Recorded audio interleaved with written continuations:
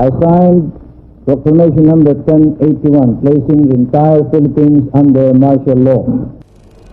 Setyembre 21, 1972, isang araw na tumatak sa kasaysayan ng Pilipinas. Idineklara ni Ferdinand Marcos Sr. ang martial law.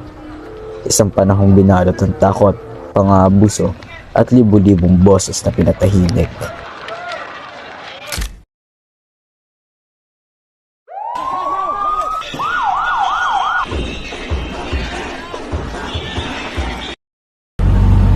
Mula umaga hanggang tanghali, dumagsa ang libo-libong Pilipino sa Luneta at sa People Power Monument.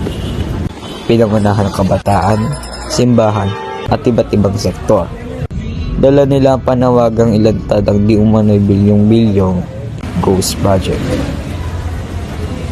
Ang pinaka main goal namin dito ay para ipabot sa gobyerno na hindi natutuwa yung mga tao sa ginagawa ng government natin.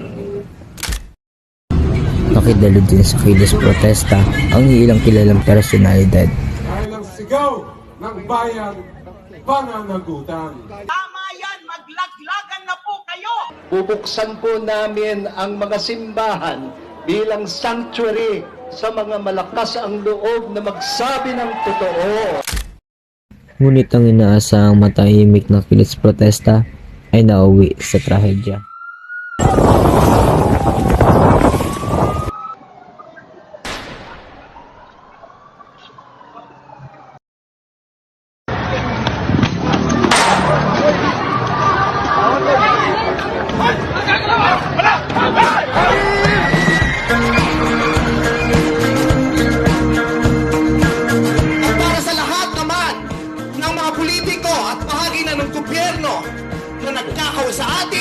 Nagnanakaw sa atin, mga nakatingin habang may nagnanakaw sa atin, mga kasama ng mga nagnanakaw sa atin, mga alam na may nagnanakaw pero hindi nagsasalita, mga kasama ng mga nagnanakaw, mga nagtatago ng magnanakaw.